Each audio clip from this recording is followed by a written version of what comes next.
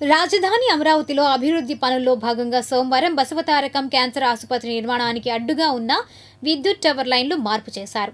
ఈ మేరకు శంకుస్థాపనకు సిద్ధం చేస్తున్నారు. తాడికొండ ఎమ్మెల్యే తెనాలి శ్రావణ్ కుమార్ పాల్గొని చర్యలు తీసుకున్నారు. అనంతరం వివరాలను ఆయన సిటీ న్యూస్ కు తెలిపారు. ఇంకా ఈ కార్యక్రమంలో నాయకులు దామినేని శ్రీనివాసరావు, బండ్ల సూరిబాబు, మద్దినేని రాంబాబు, మద్దినేని వెంకట నరేష్, మద్దినేని రమేష్, గురిజాల శ్రీనివాసరావు, నరసింహరావు తదితరులు పాల్గొన్నారు. అమరావతి నిర్మాణంలో భాగంగా వివిధ ప్రభుత్వ సంస్థలు, ప్రభుత్వేతర సంస్థలు, ఆసుపత్రులు, విద్యాలయాలు అనేక మంది ఇక్కడ తమ కార్యాలయాల్ని, తమ కేంద్రాలని ఏర్పాటు చేసుకోవటానికి సిఆర్డిఏలో అప్లికేషన్స్ పెట్టుకున్నారు. అందులో భాగంగా 2014-19 కాలంలో దాదాపు 132 సంస్థలు అప్లికేషన్లు పెట్టుకున్నారు.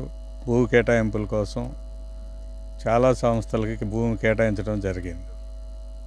అందులో భాగంగా స్వచ్ఛంద సంస్థ అయిన Basavatarakam Indo American cancer hospital వారు కూడా భూమిని కొనుక్కున్నారు. అందులో భాగంగా గతంలో అమరావతి నిర్మాణం పూర్తి స్థాయిలో జరుగుతున్న కాలంలో 19 కాలంలో ఇక్కడ శంకుస్థాపన కూడా అమరావతి ప్రాంతంలో బసవతారకం హాస్పిటల్కి శంకుస్థాపన కూడా చేశారు.